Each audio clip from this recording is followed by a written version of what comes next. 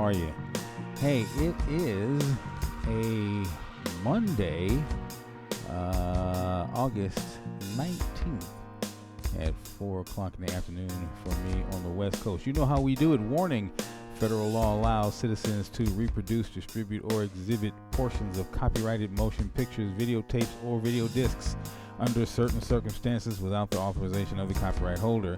This is called fair use and is allowed for purposes of criticism, news reporting, teaching, and parody, which doesn't infringe on the copyright under Section 17 U.S.C. 107. And you know why we do that? And I'm telling you, it's more and more imperative every day that we do this, because I'm watching my brothers and their stations and their videos be taken down and flagged, and we're getting put in YouTube jail and Facebook jail. And remember, they kicked us off for 90 days. Remember, we were gone for 90 days. So we know we have to stay up, make sure we keep our head down and our hands up, because the attack is on in full swing. Men ought always to pray, speaking to ourselves in songs and hymns and spiritual songs and psalms, straight out of the Psalms that David was writing. Men are always to pray. These are the days where we need to stay prayed up. Let me tell you, I went to work this morning prayed up, had a much better day than I normally have, but that's only because I sent the Most High out in front of me. I asked that the ministering angels go before me and prepare my path and light my way, that no hurt, harm, or danger would come before me, that I would go out safely and come in safely. And let me tell you that it is so much better to be prayed up when you're going out. I'm going to tell you that the powers that be and the spirits that are around us are definitely ramping it up in a way that they certainly want to take control of everything that we do. If you heard that in the background, absolutely nothing is going on, and Alexa decides that she wants to chime in on the conversation. I never speak to Google at all, and this thing just all of a sudden decides to go off, and it's been sitting next to me. I've been talking to other people, and it's been sitting next to me and hasn't said a word until I came here to do this with you. So that's how I know for myself that these entities and spirits are around, and they are watching, and they are trying to stop any and everything that we do. So Mishpachah family, keep your head down and your hands up.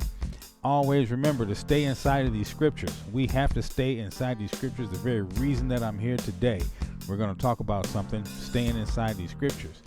And listen, let me tell you, it doesn't matter.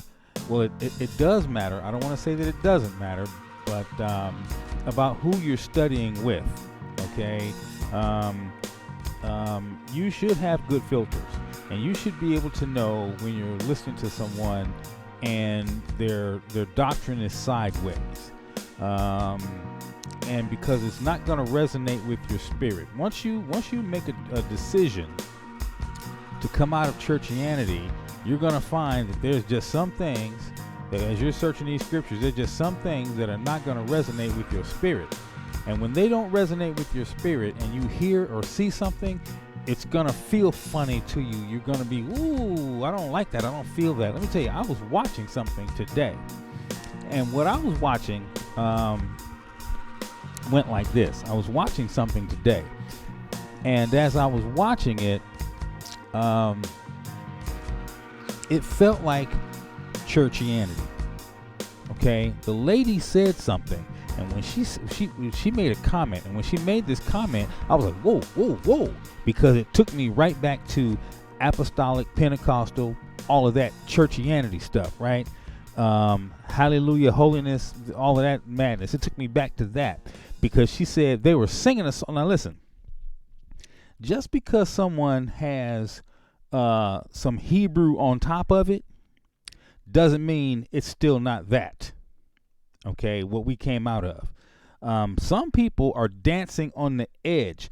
They got one foot in churchianity and one foot over here in the truth. Okay, and they're dancing, they're playing on the fence. You see, that's like the Laodiceans. The Father don't like that. You're going to make a choice. He would have more respect for you if you would make a choice, make a decision to either be on this side or that side. He says, because you're lukewarm, I'll spew you out of my mouth. I would rather you be cold if you can't be hot. I have more respect for you if you were cold if you can't be hot, because I'll spew you out of my mouth. Now listen, So they were singing this song, and it was all, when the thing first came on, it felt like church. Okay. So when it felt like church, I'm like, ooh, what is this? This don't even feel right.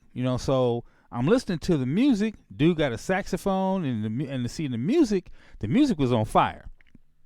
Okay. Being a musician, I'm listening. I'm like, dude is blowing that horn like Kurt Whalum, and I mean, Kurt Whalum was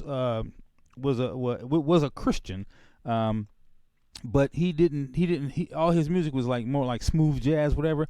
But it was all worship style music where you could pray to that music, you could sing a worship song to that music. It was really smooth, like smooth jazz. You play the saxophone. But he also did some R&B-ish type stuff. But anyway, I'm listening to this, and I'm listening to the band behind him in the whole night. I'm like, okay, so see, that'll work, but the words weren't matching what the feel and the spirit was. And I'm like, see, something's wrong here. It wasn't agreeing with me. I'm like, and I couldn't put my finger on it. I just had difficulty getting my finger on it until she said, "Come on, church saints." And it was the way she said, "Come on, church saints." And that's when I heard, see, the buzzwords and the way that when you apostolic, holiness, Pentecostal, there's a way that they talk. There's a way that they speak. Okay? There's verbiage and that they use. There's figures of speech, and there's things. When somebody stands up to testify, first giving honor to God, pastor, friends, saints, you see, there's a way that they do that. Okay? And when they do that, it lets you know where you are. Okay? So it had a Hebrew name on it, but it was all churchianity. Okay? They were singing YAHOWAH, okay, instead of YAHOWAH. Okay? And then I heard some, I think I heard some Yeshua also. But you see, there's three different people that I study and watch and pay attention to. Okay, and I see they all don't do the same thing, but they're all going down the same road. Okay, so for instance, here's a for instance. Let me show you something. Okay, here is a for instance. Now, let me find it. I just had it. Okay, now this is the Hebrew Israelite Scriptures, which is put out by Yeshua. Okay, now over here, the gentleman that does this, Jediah Malek, teaches Hebrew. Okay, you want to learn how to speak Hebrew? You don't have to go to the school in Tel Aviv and be taught by a Euro Gentile. We got a brother right over here, which you can learn your Hebrew from. Okay, and not only will you learn your Hebrew from him, he'll explain to you the reason why we need to get our language back. Okay, not telling you at all that that you don't need to learn this, right? Because I heard someone else say something along the lines of, what would be the point of learning the Hebrew if you speak English? Well, it would be just like this. If your family, your mother and father are from Mexico, but you're born in America and you speak English, what would be the point of you learning Spanish? You would never be able to communicate with your mother and your father. You need to learn the language of your people, right? So let's just say that your mother and your father sent you to America to live with your aunt and your uncle. And you grew up here, or even better yet, let's just say that you were born here with your mother and your father, and then they messed around during this Donald Trump era and got deported. So as a child, you had to stay here with your aunt and your uncle because your mom and your daddy got deported. Do you think your aunt and your uncle is not going to teach you Spanish so you can talk to your mother and your father? You are going to learn the language of your people if you want to speak to your mother and your father. So, I'm using that analogy. That's not something that Yisra'EL gave me. I'm using that to say that there is a reason why we need to learn this, or even make the attempt. You know, the older we get, the harder it is for us to learn, you know, new languages and things. It's easier for children and younger brains. You know, I'm on borderline. I'm an old dog over here. You know, a lot of people don't. When I tell them how old I am, they don't believe it. But you know, I'm a young one. You know, and my age doesn't say so. But at my age, I'm on the young end of mine. Whereas others are already old on theirs. I had a brother who was with me, looked at me and said, "Boy, you better come on and get old with us." And I'm like, "I'm sorry, I'm just not there yet." You know, that's not, you know, I mean, I still ride bicycles, I roller skate, you know, I do all the things that people my age, you know, they want to start taking Geritol and sit back in a recliner. I'm like, what are you talking about? I'm not there yet. You know, now when I get there, then I'll be there, but I'm not there yet, man. I still ride my bike every day. You guys hear me talking about taking 2-mile rides off to go see mama.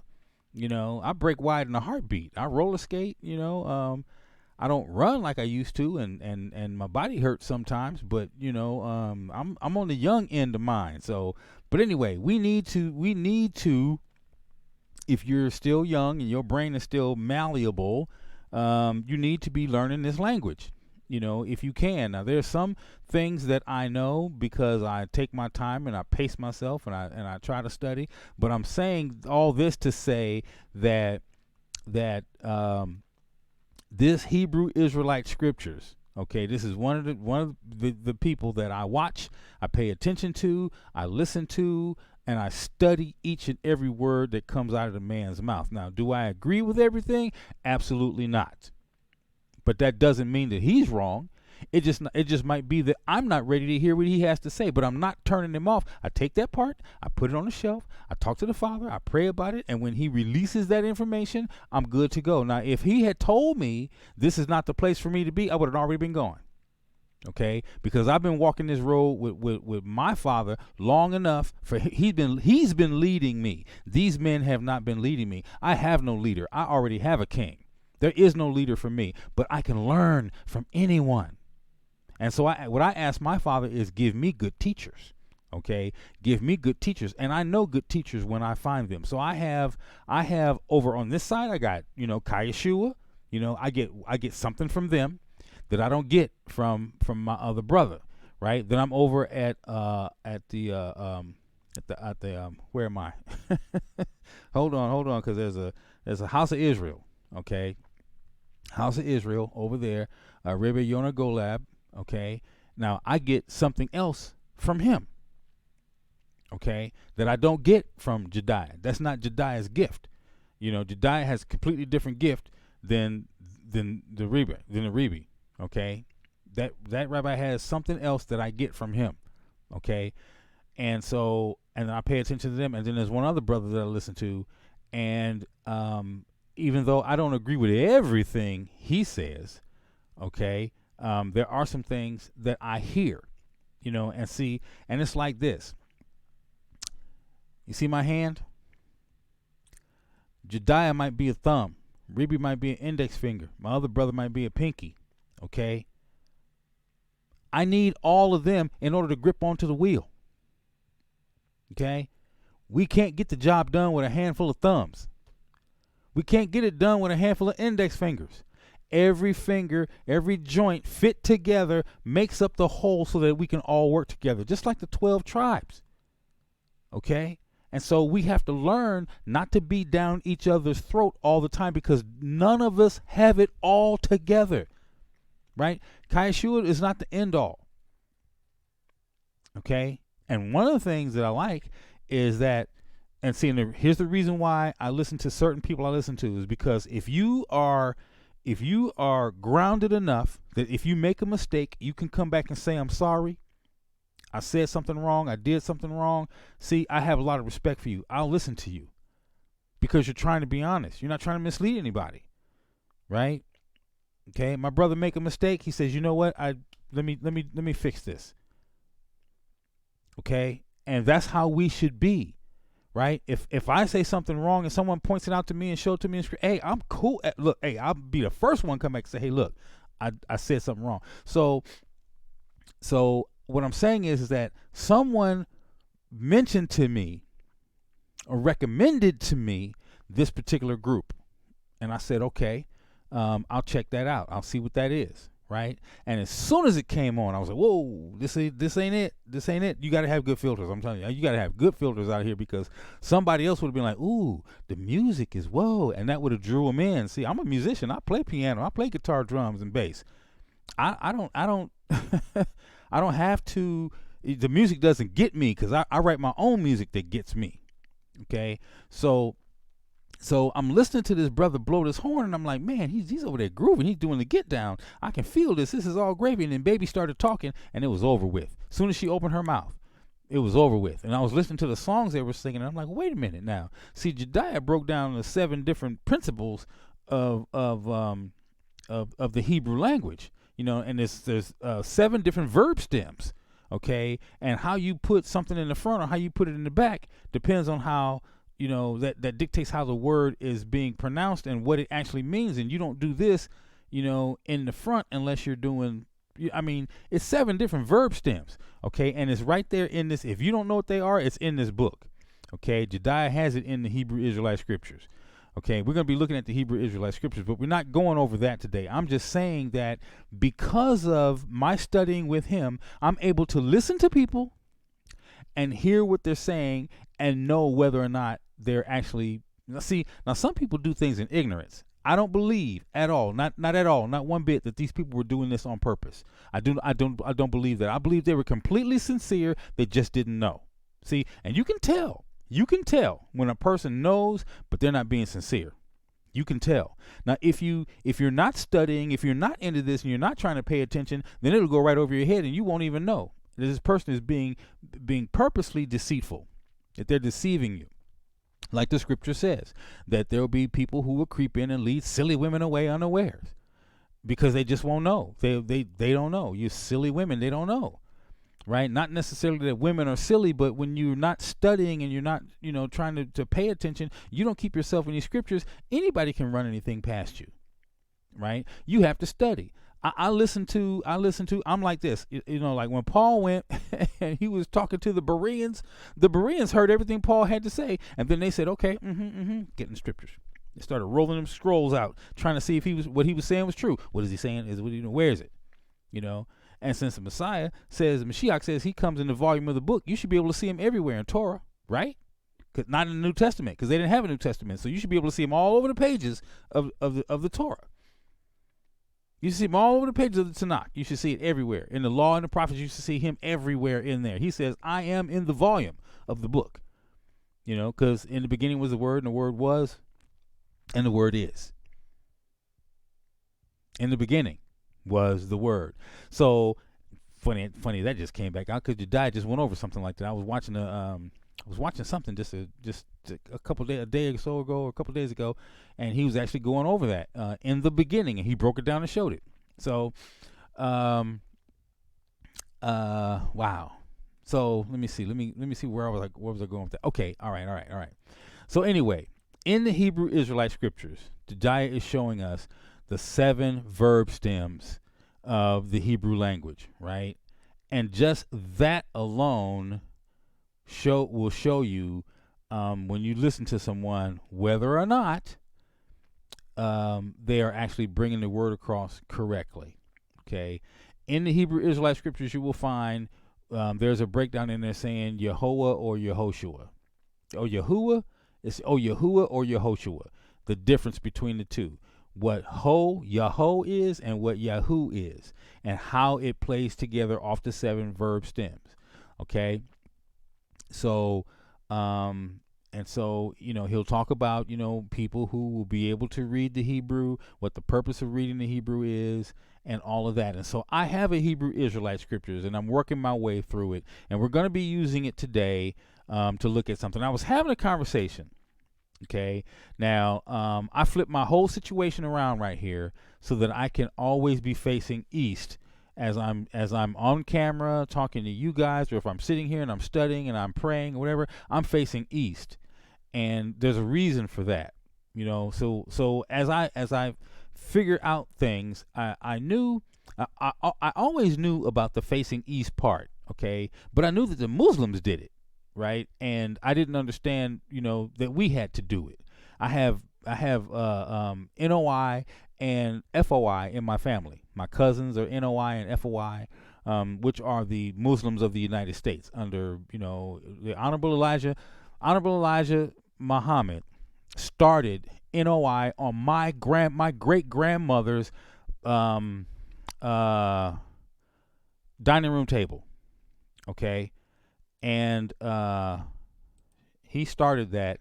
Now here, Honorable Elijah Muhammad started the Nation of Islam at my great grandmother's dining room table. My great grandmother is sitting right there in the middle, okay. Little old chocolate lady sitting right there in the middle, okay. That's my great grandmother, okay. Nation of Islam was started in her dining room, okay. I don't care what you say, I don't care what you think, doesn't matter to me. I'm just telling you my family history, okay. Little Richard, the one sitting next to her in the white hat, Little Richard is her first cousin, okay. I come from a long line of musicians and preachers, y'all. Okay, I can give you some family history that'll blow your mind. I'm not trying to blow my horn. I'm just trying to tell you that I know about this stuff. Okay, now I am not a fruit of Islam. I'm not from the Nation of Islam, but I have family that grew up in that. Okay, and I know some of their practices and some of their dealings. One of which is that they face the east when they pray. Okay. Now, I don't have no love for Mecca, right? And I'm not trying to face Mecca when I pray. But I always knew about facing east, and I did not understand why until I learned that we read from left to right, because for us, Jerusalem is to our east, and we're in the west. So it's from west to the east.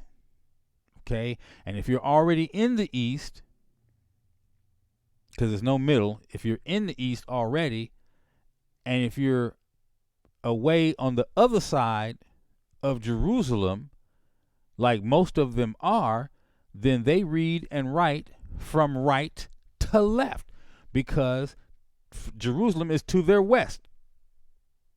Okay, this is the reason why we go left to right, right to left. Okay, that's the reason, right? So as I go further, and I got into this, what did I find out about? I found out about us having to face the east. Oh, I read it, but I hadn't put two and two together yet. Hadn't connected the dots. See, the Father brings you along and gives you what you need when He knows you're ready. Okay, the flower opens up and He gives it. So you see, I knew about it, but it hadn't applied to me yet. Okay, so anyway. Once it applied to me, I said, okay, it's time to flip everything around, because I'm getting right. So I flipped it all around. So, when I get out of my bed and I hit my knees, I'm facing east. My bed is set up in my room that I'm already facing east. The only thing I can't do is prostrate myself because my room is not that deep the way I have my bed set, right? So, but when I flip everything around in here, it will be shortly. So, so I turned everything around. I said, that's all right. I don't have to be able to get prostrate in my room. I can get prostrate. So this little area that I'm in right now, this is like my sanctuary. This is where I come to study. I don't, I'll sit when I get ready to sit down, and like, if I'm going to watch something, I'll sit right there. I have a tray. I sit right here, and I'm not in this chair. I move this chair out the way. Right? Because this is my area right here where I study. I don't even wear shoes over here. This is holy ground. Right? I mean, wherever you are, where you're doing what you do, when I come in the house, I have a chair over there. I sit on my chair, I take my shoes off, and then I enter into my house. Okay? All of this over here is all cleaned out, and this is where I'm at right now. This is like it's not I'm not an altar, but this is holy ground. This is where I come to meet my Most High. So, and everything in front of me is east. Okay. So, let me see. I'm trying to see what I got going on here. Okay, I don't know what that is or that is. Let me see. Okay, that'll work. I'm cool with that. All right. So, anyway, Kai Yeshua, Hebrew Israelite Scriptures. If you don't have it, you can go to HebrewIsraeliteScriptures.com. Okay, and that'll come up, and you can get the 400-year edition or the silver edition. I think I'm going to get the 400-year silver edition. I have all the PDFs, and I want a hardcover book. And I say I want a hardcover book because, see, I have my big companion. You see my companion. I got my companion behind me and my dates behind me. One day, an EMP is going to hit, or something's going to go, and all of this, there'll be no electronics. Okay, and when that happens, if you don't have a book to read, then you might be in trouble, because if you don't already have it locked in here, like there's a lot of us who've been walking down this road and have been reading these scriptures for a long, long time. I got it tucked away nice and tight in here. Excuse me. But there's times when, I want pages.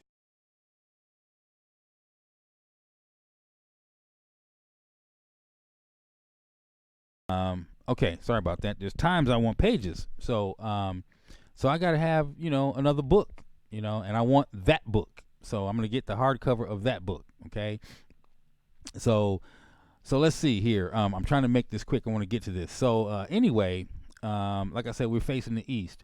And so I want to take you somewhere, and so we can understand why we face the east. So I had read this before, and it came back to me. Okay, when I was flipping everything around in here, and I started, doing this, one of the reasons why I turned everything around this way to face the east, because I remembered this scripture, and I went back, and I read the scripture, but I'm gonna go back and read the entire chapter just for the understanding. Okay, and then that's all we're gonna do today, and then I'll come back and we'll do something else later on. All right. So I'm not trying to stay in here long. Just want to go over this. We're gonna do it out of the Hebrew Israelite Scriptures, and we're going to do it out of our e-sword. Okay, we got out of our e-sword. So, Father, I want to thank you today for bringing us together. I hope that you give me the right word for the right person at the right time. I hope this is edifying to someone. It is your word. I didn't write it. You gave me the unction to bring this forward today, and apparently you know someone who needs this, and so I'm going to bring it forth. I just pray you just anoint my lips and my tongue so that we can bring this forward for whoever needs to hear this. In Yahoshua's precious name, hallelujah and amen. Okay, and so let's get into it. Okay, so right here is the e-sword, and I'm not too much partial on using the e-sword much anymore, only because of certain words and things that are in there. But this is the ark being brought into the temple. Okay, and let's do it like this. This is the ark being brought into the temple, and this is Solomon, who is David's son, who is setting it all up and making it happen in Zion. Okay, so now 1 Kings 8:1 is what we have. Okay, so I want you to see that we got the 1 Kings 8:1 is where we're going to go. If you got it, let's get it. Let's hop into it. I'm going to run over to, now you can use whatever you want to use. I'm going to jump into the Hebrew Israelite Scriptures. Now, I will be bouncing back and forth for clarity, just so we can get it. Then Shlomo assembled the elders. Are you with me? 8:1, 1 Kings. I'll wait a couple more seconds for you. I won't try to read too fast so you can catch up. Then Shlomo assembled the elders of Yisra'EL and all the heads of the tribes and the chief of the fathers of the children of Yisra'EL unto Shlomo in Jerusalem. Okay, he brought them all together that they might bring up the ark of the covenant of YAHOWAH out of the city of David, which is Zion. Okay, this is, if you go over to Israel today, you'll come to, as you're going into Jerusalem. My sister's been there, and I have some other friends who spend a lot of time boots on the ground and over there right now. I got one that's over there right now. One of my boys is over there right now, this very moment. When you come into the city, you're going to come to a fork in the road, or a T actually, where you have to turn left or turn right. And there's a sign that sits in front of you, says Jerusalem to the right, City of David to the left. It's going to say Mount Zion to the left. Well, according to the scriptures, they're all the same place. Okay, so let's look. All right, so here it is, YAHOWAH out of the city of David, which is Zion.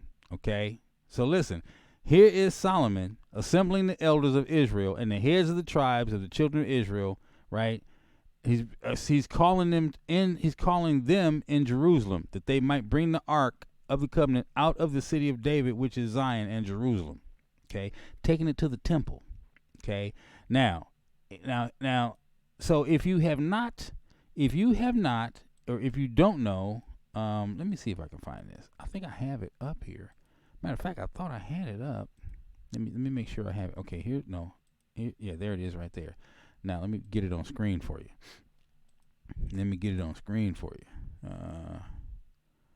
Should be here. Let's see. Okay. Here's the current temple. Okay. There's the temple. Mount Zion. Okay. That's the temple. It's in Tel Arad right now, this day, and it looks like that. Now, I've shown you guys this from different angles before, and I've even told you who's over there, the boots on the ground. We got some brothers over there right now. Okay. H.I.L is the one who located this some years ago. The city of the nation of Yisra'EL gave him keys. So far, right now, they took it back from him and they turned it into a tourist attraction. They got people tromping around in the Holy of Holies, and he tried to stop all of that. They shut him down, took the keys back, and they turned it into a tourist attraction so they can get money out of it. See, it's all about money for them, right? This is the temple, right? That temple was completely covered. They covered it up and hid it. Way back in it was after 70 AD, after they sacked the city in the whole nine, but they hid this temple. They buried it so it could never be found again. When the Mario family, when H.I.L came on the ground, right, he had been walking around over there for 5-6 years or so, trying to locate this temple and looking at the topography of the land, trying to locate where this thing was.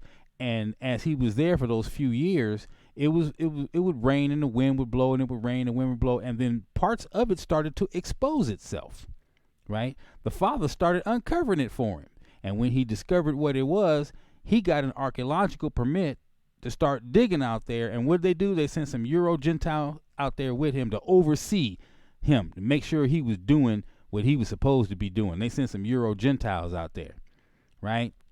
Because they always got to be over something. So that's what they did. They sent some Euro Gentiles out there and so then they started finding artifacts. They found more artifacts in there than they found any other archaeological dig in Israel. But you look up the city of David right now, and they got another archaeological dig they're doing, and they call that the city of David. Okay, but the city of David is Mount Zion, Jerusalem, and the city of David are all supposed to be one. Okay. So, and we just saw that, right? We just saw that the city of David, which is Zion. Okay, so this says right here, Mount Zion. You see, why Mount Zion over all the tribes of Israel?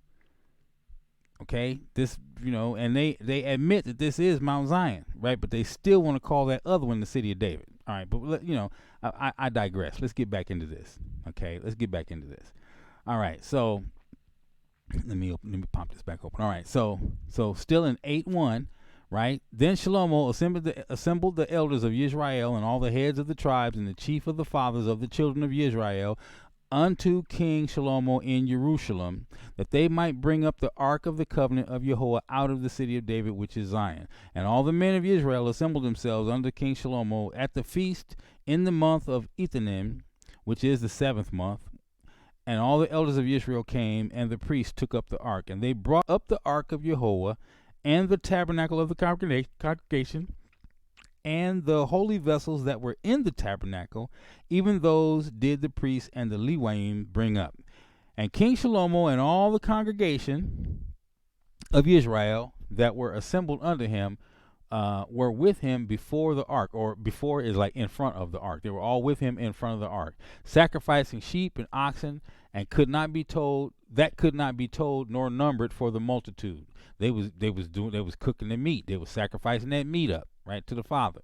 And the priest brought in the ark of the covenant of YAHOWAH unto his place, unto the oracle of the house, to the most holy place, even under the wings of the cherubims. For the cherubims spread forth their two wings over the place of the ark, and the cherubims covered the ark and the staves thereof above. And they drew out the staves, that the ends of the staves were they drew out the staves, right, that the ends of the staves were seen out in the holy place before the oracle, and they were not seen without. So they didn't see them outside, but they saw them inside.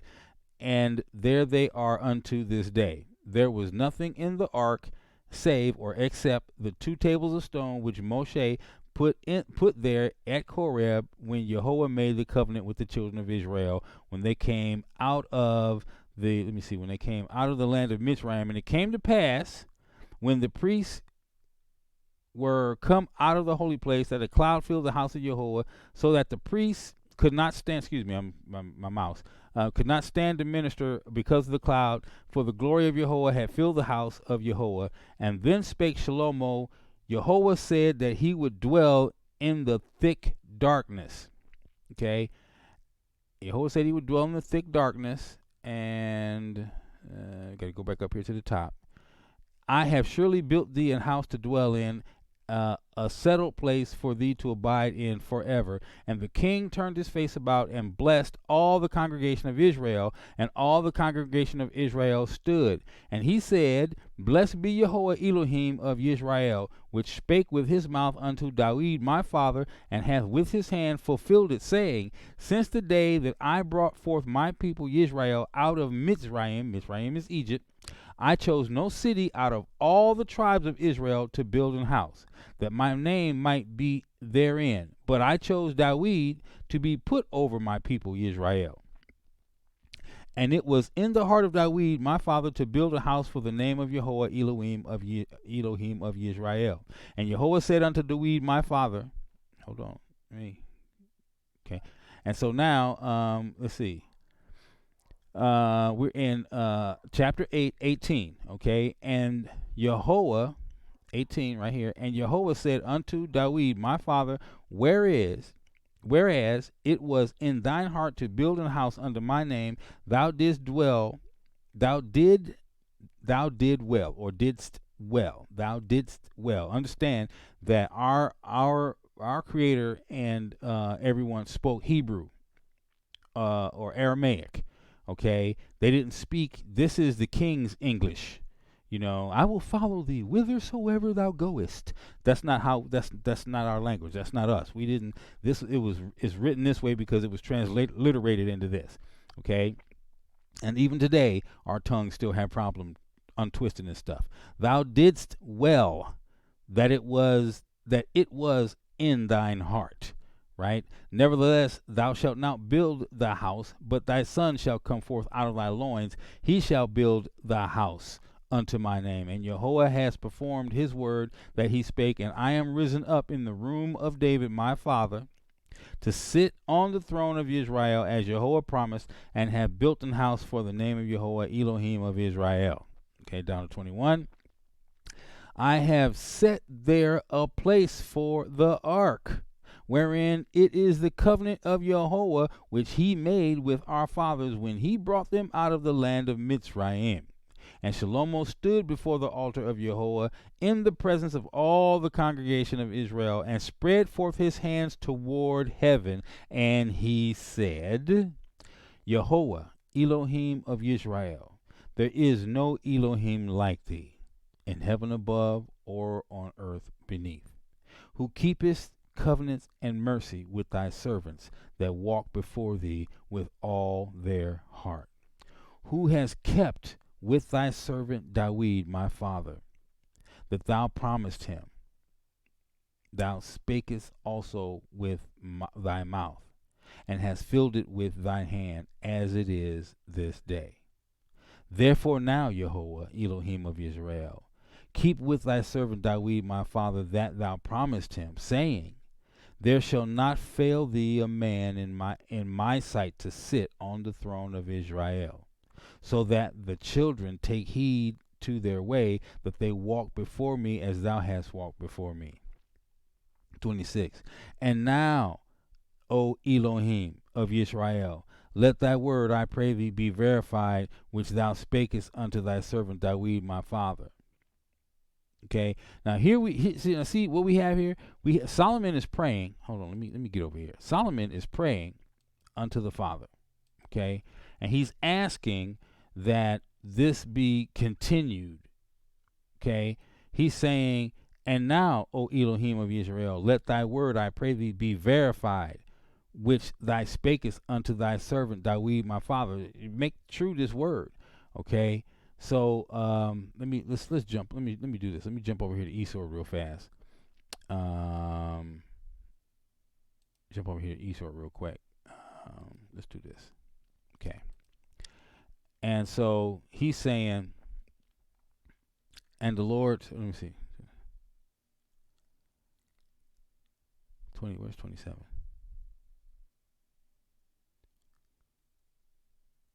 Okay, hold on, 25. Therefore now, Lord God, is what Esau is saying. Lord God of Israel, keep thy servant David, my father, that thou promised him, saying, keep with thy servant David, my father, that thou promised him, saying, there shall not fail thee a man in my sight to sit on the throne before the throne of Israel, so that thy children take heed of their way, they walk before me as thou hast walked before me. And now, O God of Israel, let thy word, I pray thee, be verified, which thou spakest unto thy servant David, my father.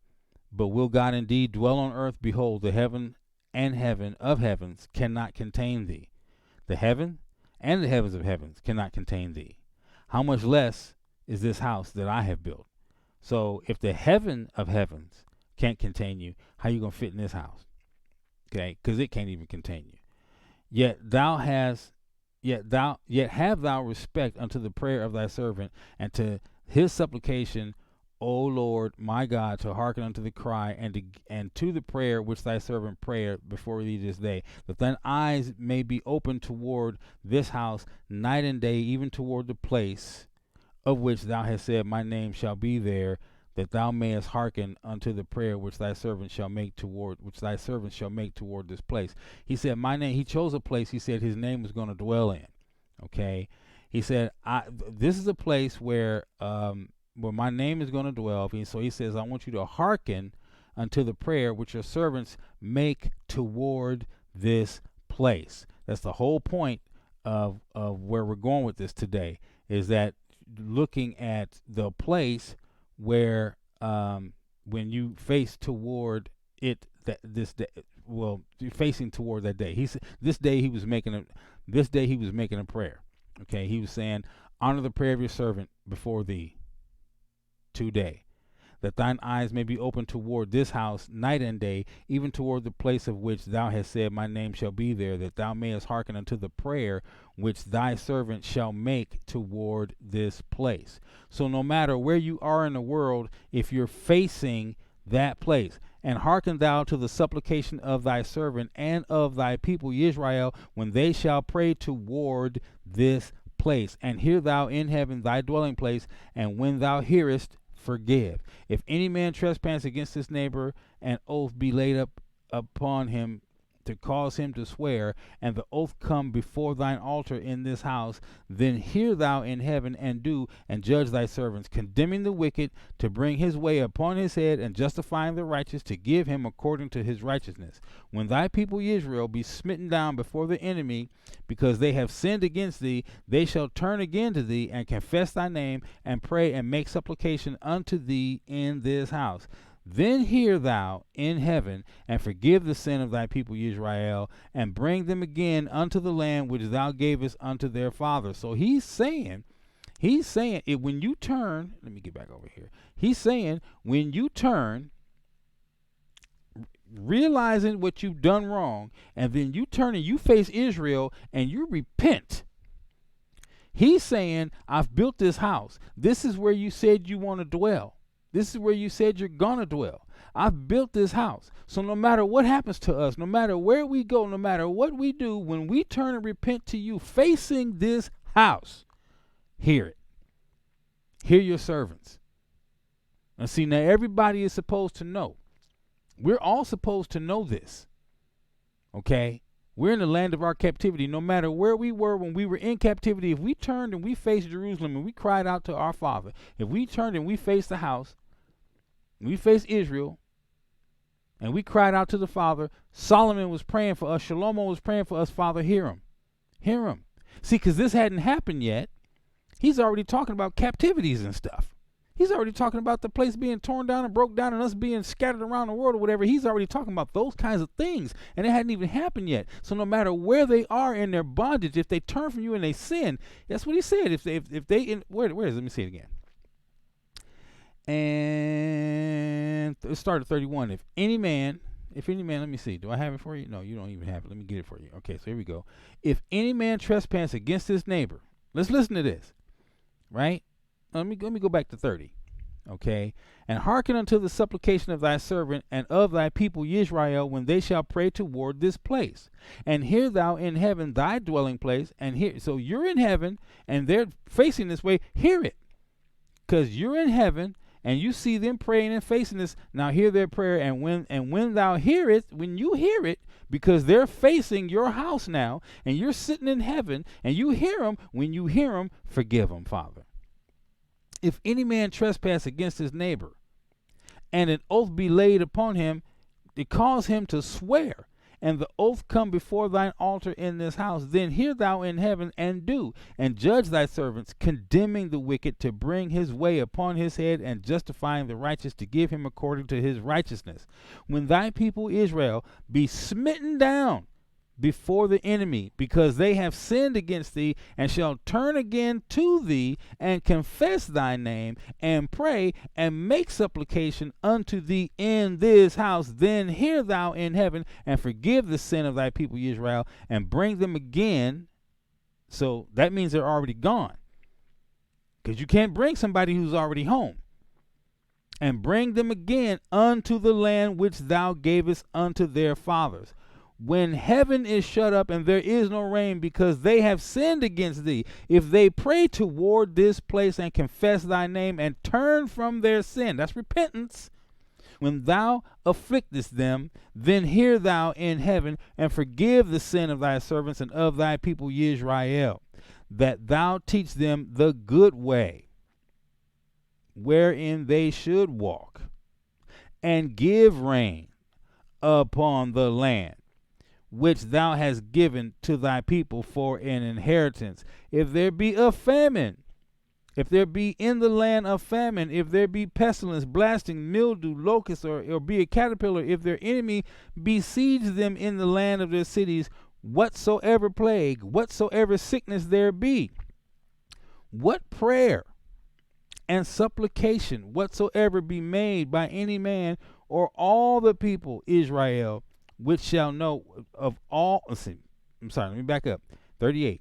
What prayer and supplication soever be made by any man or by all thy people Yisra'EL, which shall know every man the plague of his own heart, and spread forth his hands toward this house, then hear thou in heaven thy dwelling place, and forgive and do and give to every man according to his ways, whose heart knowest.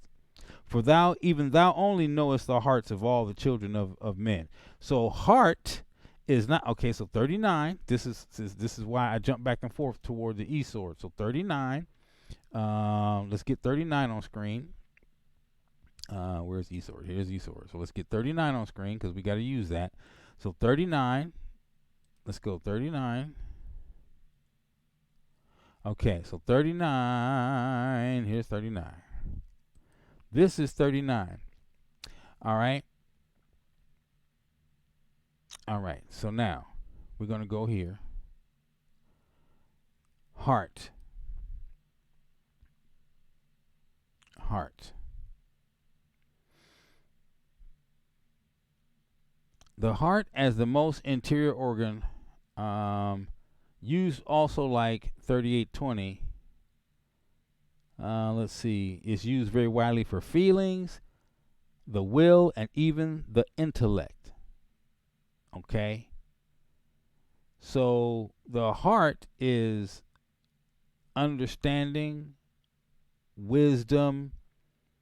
You see, this is Hebrew on this side, but there's also a translation of heart in the Greek, and the Greek translates it as the mind, because the heart is just an organ; it doesn't know anything. Your heart knows nothing. Your intellect is what you know, and that's in your mind. So let's roll this up to 39. Here we go. And so let's see. I have to get my other Strongs out. Let me see what they have for heart here, because I think they only have one word for heart here. Then hear thou in heaven thy dwelling place, and forgive and do to every man according to his ways, whose heart. This is Hebrew 38:24. This is 30:45. Yada. Using a great variety of senses. So see, because in Hebrew, one word, there's euphemisms, there's soliloquies, it's not just all the time the same thing. But I'm looking for I don't see the Greek translation, but I have to get my other Strongs out and look it up. But there is a translation that shows you that the heart is translated as the mind. Here it's talking about knowledge and to know, to comprehend, things like that, and your heart doesn't comprehend anything. So there's euphemisms that are used. The heart is just a muscle. It pumps blood, and it's told what to do by your brain. So the heart doesn't think for itself. It follows the orders that's being given by the brain. Pump, pump, pump, or don't pump, right? A prognosticator, to regard, to have respect. See, you can only do that in your mind. Your heart doesn't have respect for things. Your heart doesn't have understanding. Your heart is just a muscle. So you have to read this and understand. You talk about the heart, thou knowest. For the heart. Let's see. That's knowest. That's knowest. But even still, thou knowest. Hearts 34:24. I have to get the other one out and look it up for you and take you down that road, because I learned that some years ago. The heart is translated as the mind in the Greek, because the Greek is very specific. They have a word for certain things. And Flavius Josephus even talked about, the Hebrews considered it common or a dishonor to learn the languages of the Gentiles. So a lot of them would not learn the Greek, and they kept their tongue from it because they considered it common. It was profane to have to learn another language, and so they protested and contested learning the Greek for a long, long time. And so once the scriptures were translated into the Greek, we have that other understanding. Where they had to transliterate the word and give you some help with the understanding. And so the heart itself was translated as the mind. And that's all I'm saying. I don't want to go too deep into that. So just that every man knew according to whose ways and in his mind thou. So let's see. Let me get back out of here. Let's read it like this. When thou hear in heaven thy dwelling place, and forgive and do and give to every man according to his ways, whose mind thou knowest. You know how a man thinks. You know what's in a man's mind. In other words, okay? For thou only knowest the minds of all the children of men. Okay? See, doesn't that make sense? Because your heart doesn't know anything. Your heart just pumps blood.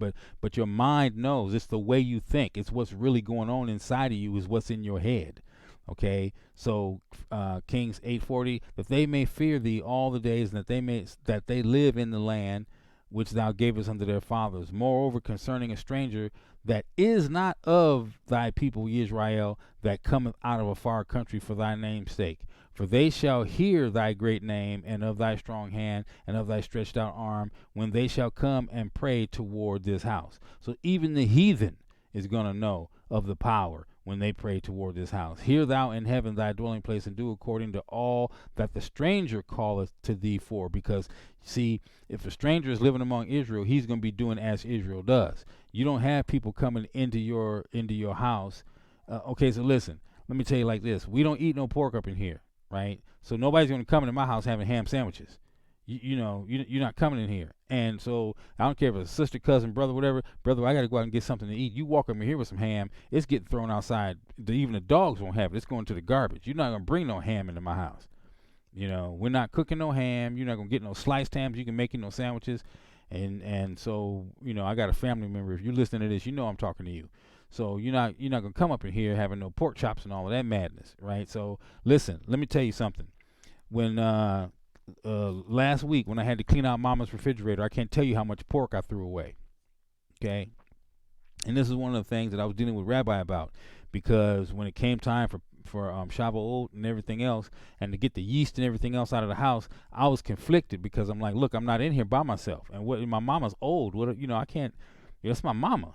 I mean, and so he said, look, take care of your living space. Is it your house? Yes, it's my house. Okay, well, can't you call the shots? And I'm like, this is my mama. I gotta honor my mother and my father. You want me to go throw away half my mother's food out of her refrigerator? I mean, I get the police called on me. I might end up in jail tonight throwing food away. So I got to be wise about this. I got to be smart about this, because I've been living like this for a long time with Mama. I mean, there's just some things, and when you have an old person around you, see these people who walk up here and call it elder abuse, and I'll be in prison. So I got to be smart about these things, So I went into my room and I said my prayers, and I was like, Father, I don't know what to do. Only thing I can do is take care of me at this point. And that's what I did. I stayed faithful. I have my own refrigerator. She has her refrigerator. I got my deep freeze. She don't have a deep freeze. But she took over the pantry and everything else. And so I just had to make sure that my area, my stuff, was accounted for. The Father's smart. He knows. He's way smarter than we are. His thoughts are way above ours. He knows what's mine and what's hers. He knows what I'm dealing with and what I'm not dealing with. So I took care of me, right? And so now, the situation has developed in a completely different way. And so when it was time to start, taking things out, I threw away 2 garbage cans worth of stuff. 2 garbage cans. 2 garbage cans. 2 garbage cans. Okay? So when the stranger lives among you and you live a certain way, the stranger knows, I can't come up in here like this. So they're going to be doing the same thing you do. If you worshiping the Most High God of Israel, they're going to be worshiping the Most High God of Israel. Why? Because in 8:42, they shall hear of thy great name and thy strong hand and thy stretched out arm. He's going to know better than to play around in the house when he's seen all the things that you've done. Okay? And this is the reason that we have to turn around, and we have to turn around. The 400 years are up. Okay? We're at that point now. Sometime this month, in a couple of days, what is it? Somewhere between today, somewhere between today and Friday is the 400 years on 1619 that we ended up coming into this country as captives.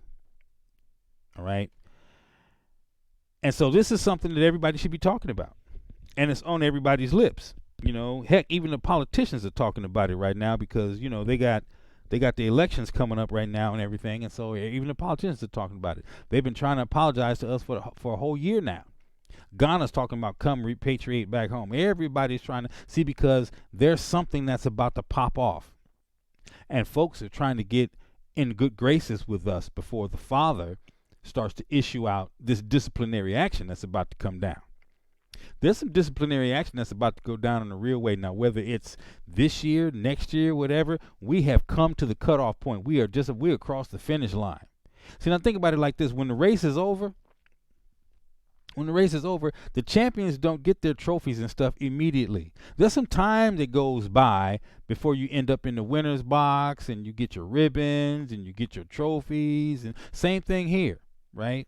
That period could be 5 years, 10 years, whatever, but the race is over. When the race is over, that's when things start being put in place for, people to start receiving their rewards and their awards, okay? And then that's the same time when other coaches are looking at their participants or what have you, and they're starting to prepare themselves for what's coming next down the road. Some of it good, some of it bad, right? When you watch, it could be like these NFL teams. I don't watch sports. I'm not into sports. I'm just using this as an analogy. You lose the Super Bowl. The next year, some of the people aren't going to be on the team. Okay? Somebody might get cut or what have you. See, there's awards and there's rewards, and then there's terms and conditions and even consequences. So once you cross the finish line, once it's all over, there's a whole gambit of things that are going to take place. Everything's not going to be the same. Stuff is going to get turned over, topsy-turvied. Things are going to get, it's going to get sick, wild, and wicked. Okay? And so that's where we're coming to. We're coming to that point. We're at the beginning of the birthing pains, where everything is about to get sick, wild, and wicked. Some of us are going to make it through this. Some of us are not. Okay? It's just that simple. Some of us are going to have to go to sleep and wait for the resurrection. Some of us are going to be able to see it through. Now, here's the thing. I'm saying this to say that. And I brought that up praying toward Israel. We got some brews out here who are playing at this. They're playing. They're not even trying to be serious at all. Okay? There's people who grew up in this, who are deadly serious, about it. They ain't playing. They grew up in it. There's people who have not grown up in this that are deadly serious. They ain't playing. There's people who grew up in this that are playing games. They shucking and jiving, right? Because it's just like by me coming from a long line of musicians and preachers, my mother grew up in this, coming from a long line of musicians and preachers. I got family who this ain't real. It's tradition. Why do they get up every Sunday and go? Because grandma did. Do you believe? Yeah. Okay, well, let's sit down and try to have a talk with them, a Bible study. They don't have time because they don't know where anything is in the scriptures. I got to go do this, or I got to go do that. Well, I sure want to spend some time with you, cousin. Cool. Well, come on, let's sit down. I got my scriptures right here. Let's sit down and break some bread. Oh, I got to go. Okay. All right. Cool. See, I already know which ones aren't serious, because you can't sit down and break bread with me. I don't care what denomination you are. I don't care, what your faith level is, or whatever. Can you sit down and break bread with me? Let's get at the dining room table. Have a glass of wine. Let's talk about some things. Let's just chill. If the moment you start to the Hebrews, I got them all around me here. They would rather go hang out with the boys than to sit down and break bread. Okay? They would rather do anything. The moment you start talking about the scriptures, we out of here. Because you see, I can listen to pastor, because I might be able to sideways face, sleep on him. But I don't know what you know. I don't want to get into that book, and they will argue you up and down. Don't know jack and will argue you up and down. It's like, well, why are you trying to argue me? I didn't even write it. It's right here. Show me that ain't right. That's your interpretation. Okay, well then you show me what I'm talking about then. Well, I don't know the book like you know it. I can't but you want to argue me. You can't even show me where you say I'm wrong, where I can open the pages and show you on the pages, turn the book around and let you read it. And you tell me that's my interpretation. I'm not interpreting anything or interpreting anything if it's right there in black and white on the page. Right in front of you, right here on the page. But you're telling me that that's my interpretation. Okay. So we got a bunch of Hebrews that don't know much. Okay. They know what they think they know, but they don't know much. They can't break off those scriptures. They don't know how to look them up. They can't follow an idea. Nothing. Okay. Now I can learn from anybody, right? And I only listen to people who know what they're talking about, right? Or can show it to me on the page, right? If you show it to me on the page, I'm going to listen to what you have to say. Whether I believe it or not is a different story, but I will listen to what you have to say because you're showing it to me on the page, and then I'll go back and I'll chew it up and meditate on it, and I'll talk to the Father about it. And when I get a gold spot, a green light in my spirit, I'm running with it. Okay, you were right. I got you. I'm cool. Okay, and because I found out that you were right about that, I'm apt to listen to more things you have to say. Okay, so. And this is how we have to be. We got to be like the Bereans. I listen to these guys and I hear what they're saying, and I go back and I check the word. I pray about it. And I ask the Father, because I want to trust you. I want to trust you. You sound right. You look right. I love your family. I hope you're right. And I want to trust you. You know, I want you to be my leader in that because I can follow you. You know something I don't. I'm going to listen to you. Right? And when I get that check in my spirit, like, oops, nope, you ain't the one. I'm outie 5,000. And there's been a couple of people, I thank the Most High that Brother Jediah did a couple of lessons, you know, and exposed some things. I wasn't even down with those individuals at all, not at all. But when you expose something on somebody, that's like, oh, okay, well then when I do run across that, I won't be paying attention much, you know, or not at all, you know. So I look for teachers that teach on a certain level, okay. I had some very high level teachers throughout this walk and this career of mine, right? And so I'm very, very, very, very, very, very watchful about who I'm listening to, okay, and where I'm in, and I study on a different level also, and it may not be on the level of others, you know, but it's definitely higher than a whole lot of others, and so I really pay attention to people who teach and expound things at a very high level, right? And there's some children out here. Oh boy, there's some children out here. I heard Jediah's son say something that rocked my boots, and he rocked his dad's boots. I was like, whoa, that was deep from a young man, you know. So and in matter of fact, I had that one playing in my ear again today. I'm like, that boy, woo, okay. See, and that lets me know, see, because the ones who come behind us, that's what we're supposed to do. Right? We're here at a level, and the ones who come behind us, we're supposed to teach them so that they come at that level. And the ones who come behind them, they come at that level. And that's how it's supposed to be. That is how it's supposed to be. So anyway, Mishpachah, I just wanted to lay that out to you. You know, don't listen to lying spirits and seducing spirits.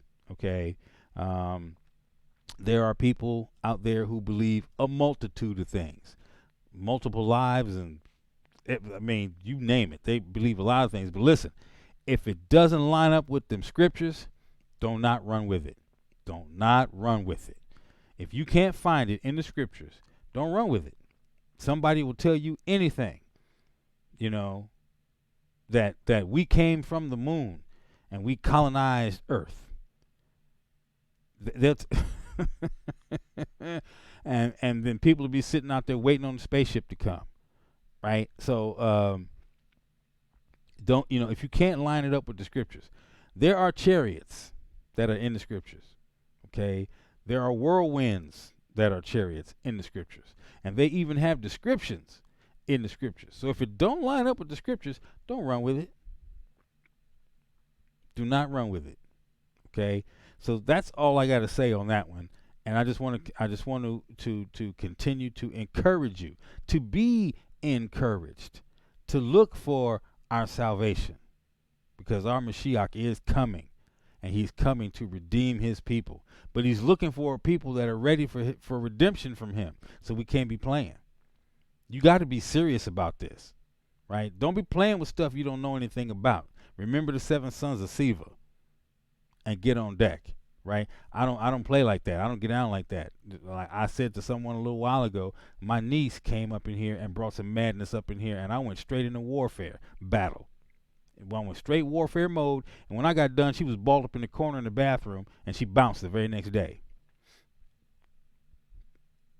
Because I was up to here with it at that point. I said, no, not in my house. I'm sorry. Not in my house. And I went to warfare on it, you know. And you got to do that sometimes. Sometimes it takes it at the top of your lungs in order for them to know you're serious up in here.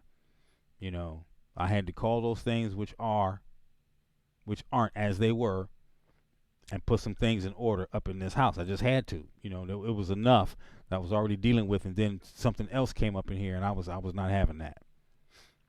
So you have to take control, and don't believe every lying spirit. Because there's a bunch of them out there, and they're going to be even more and more and more and more now as the days get worse and worse and worse. And you will find that you will have people out there that say they believe and they don't, and they will draw you in. You'll get caught up in some madness, like I saw today when somebody recommended me, you need to see this. This is full of the spirit. Da, da, da. It was full of something, but it wasn't full of the spirit. Okay? It was full of something, but it wasn't full of the Spirit. I saw a whole bunch of churchianity, and I couldn't get with it. I said, okay, the music is cool, but that's not enough to draw me. That's not enough to get me. I got to hear something else. I have to hear something else. And if it's milk, when I'm looking for steak, that's not what I want. You know, I'm out. I'm going this way. That's for somebody else. You know, and that's their ministry, so I'm not going to even call them out on it. I can't, because that's not mine. It's not my place to do that. The Father that's not my. He didn't give me that. That's not mine. So anyway, Mr. Bakah, I just wanted to read that to you. Listen, you face the east when you talk to the Father, because that's how you're going to be heard. Facing the east, okay? Face the city of David. Face Jerusalem. Face toward Mount Zion. Pray to the Father for our forgiveness. Repent for our sins and the sins of our fathers when we face to the east, so that we can get up out of here. Okay? That's all I got for you, Mr. Bakah.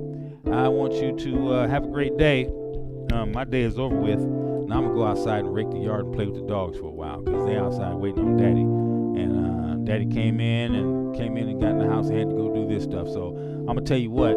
Make sure that you always keep your head down and your hands up, and that you always pray. Stay in these scriptures daily. That's the only way we can put on the armor. Teach us to pray. Teach us to fight the fiery darts that the enemy teach us to pray. I love you, Mr. Bakah. Have a great night and a great Teach us to pray. Teach us to pray for your kingdom. Teach us to pray. Teach us to pray. Teach us to pray. Teach us to pray. Teach us to pray. Teach us to pray.